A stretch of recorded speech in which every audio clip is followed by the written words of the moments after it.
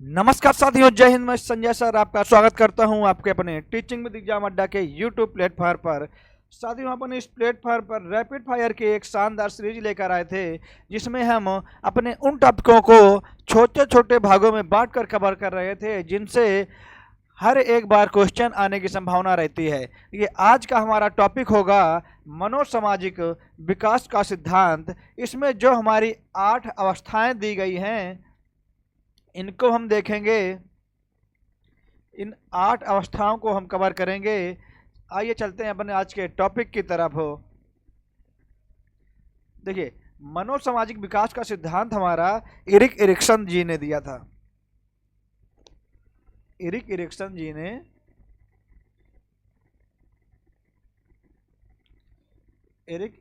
जी ने मनोसामाजिक विकास का सिद्धांत दिया, और इनके साथ में इनका सहयोग इनकी पत्नी जिऑन इरिक्सन जी ने किया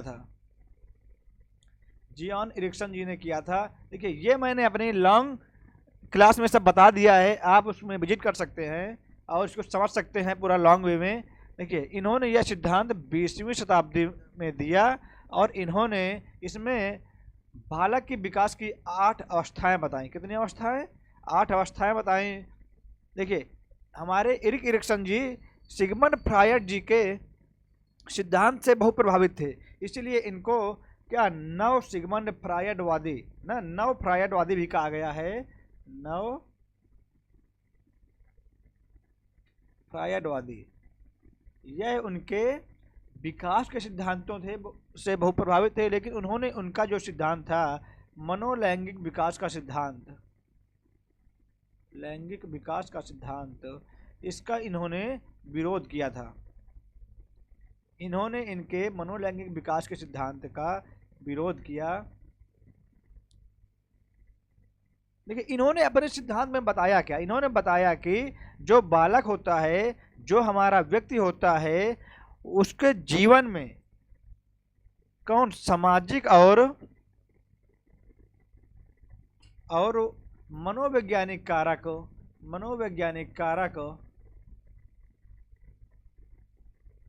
प्रभावित करते हैं। उसके जीवन को सामाजिक और मनोवैज्ञानिक कारक प्रभावित करते हैं। इन्होंने अपने सिद्धांत में यह बताया, और इन्होंने एक पुस्तक भी दिया। इन्होंने जो अपनी बुक दिया उसका नाम था, एक मिनट,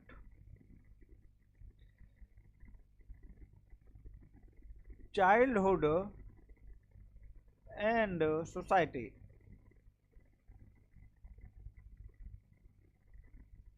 देखिए, इस पुस्तक में इन्होंने बताया कि सामाजिक अंतःक्रिया इन्होंने बताया कि सामाजिक अंतःक्रिया से, यानी जब हम समाज के साथ में अपनी अंतःक्रियाएं करते हैं जब हम उनसे जुड़ते हैं, तो हमारे ऊपर जो भी परिवर्तन होते हैं हमारे ऊपर जो भी परिवर्तन आते हैं, उन परिवर्तनों के रिजल्ट हमारे विकास में बहुत बड़ा योगदान देते हैं। सामाजिक अंतःक्रिया से जो परिवर्तन होते हैं, इनके रिजल्ट हमारे विकास में बहुत बड़ा योगदान देते हैं। विकास में योगदान। आइए अब देखते हैं कि इनकी ये 8 अवस्थाएं कौन कौन सी थी। इसको हम एक डायग्राम के माध्यम से समझ लेंगे, ताकि हमें कभी ये भूले नहीं। देखिए, इन्होंने अपनी 8 अवस्थाएं जो दी, उसमें पहली अवस्था थी शैशवावस्था, यानी कि बालक जब बच्चा जन्म लेता है, जन्म से 1 साल की उम्र तक के बालक को वह अपनी शैशवावस्था में रहता है। और दूसरी अवस्था थी प्रारंभिक बाल्यावस्था, यानी कि देखिए, शैशवावस्था में बालक अपने 0 से 1 वर्ष तक आता है, और प्रारंभिक बाल्यावस्था में इसकी उम्र 1 से 3 साल तक। ओके। अब तीसरी अवस्था आती है खेल की अवस्था। यह हमारी उम्र होती है इसकी 3 से 6 साल तक। चौथी अवस्था होती है विद्यालय अवस्था। इसकी उम्र होती है विद्यालय जाने की 6 से 12 साल तक बालक अपने विद्यालय जाने लगता है। पांचवी अवस्था आती है किशोरावस्था, यानी कि जब बालक में तर्क चिंतन शक्तियाँ उत्पन्न होने लगती हैं। यह हमारी आती है 12 वर्ष से 19 वर्ष तक। पांचवी आती है अल्पवयस्कावस्था, यानी वयस्कावस्था की शुरुआत हो जाती है। ठीक है, यह हमारी होती है 19 से 25 वर्ष तक।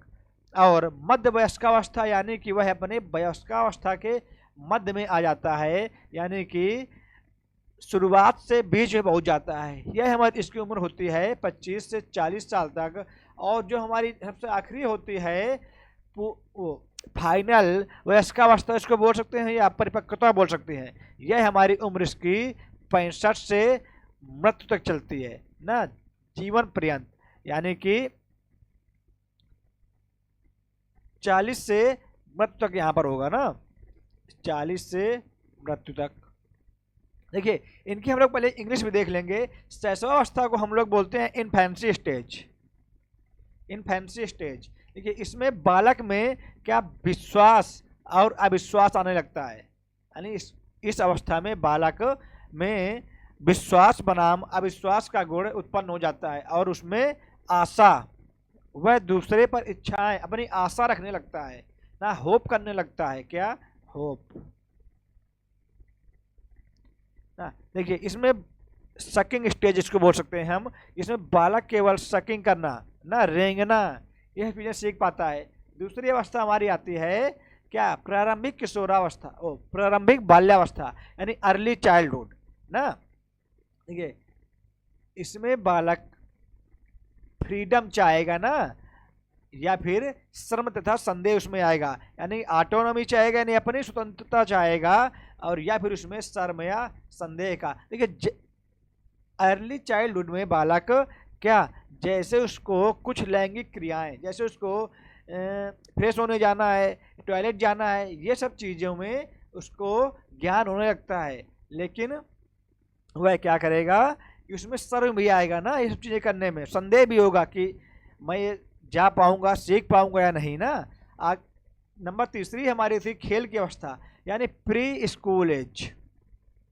हमारी प्री स्कूल एज क्या होती है, इसमें बालक पहल बनाम अपराध बोध, यानी इसमें बालक बच्चा हमारा कुछ करना तो चाहेगा, लेकिन वह उसके रिजल्टों से डरेगा। कि अगर ये कुछ करना चाहेगा, पहल हो गया, लेकिन जब वो डरेगा, यानी जब वह उसके परिणाम से डरेगा, तो उसमें अपराध की भावना आएगी ना।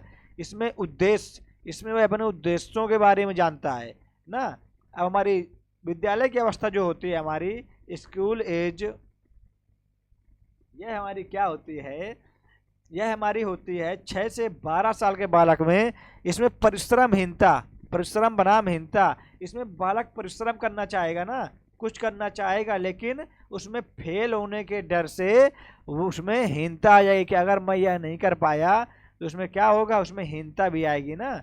और पांचवी हमारी थी किशोरावस्था। इसमें बालक अपनी पहचान बनाना चाहता है, उसको पहचान चाहिए, वह अपना नाम कमाना चाहता है, लेकिन उसमें संभ्रांति भी रहती है। अगर वह नाम नहीं कमा पाया तो ना, उसमें भ्रांतियां रहती हैं, उसको किस दिशा में क्या करना चाहिए। यह हमारी होती है एडोलसेंस,